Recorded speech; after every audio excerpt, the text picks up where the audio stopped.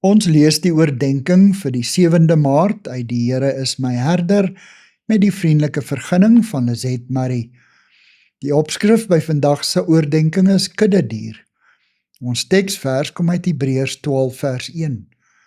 Terwyl ons dan so 'n groot skare geloofsgetuienis rondom ons het, laat ons elke las van ons afgooi, ook die sonde wat ons so maklik verstrik, en laat ons die wedloop wat vir ons voorlê met volharding hardloop.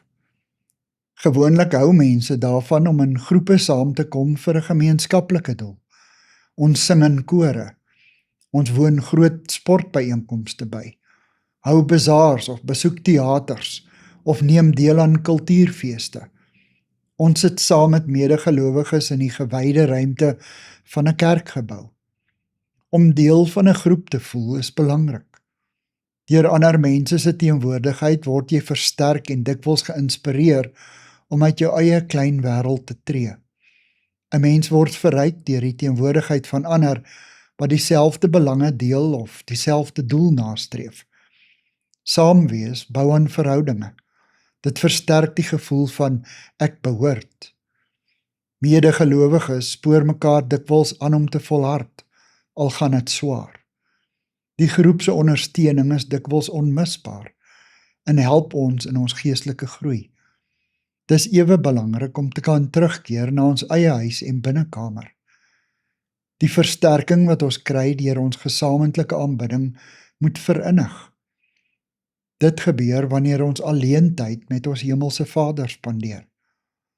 Hoekom skram ons dan weg van hierdie oomblikke? Hoekom wil ons nie met die intieme stilte van sy teenwoordigheid gekonfronteer word nie? Is ons bang dat hy ons op ons sonde gaan wys? Of 'n opdrag gee waarvoor ons terugdeins? Om geestelik te kan groei, moet ons alleen by God kan vertoef, as kind teenoor Vader, maar ook as vriend teenoor vriend.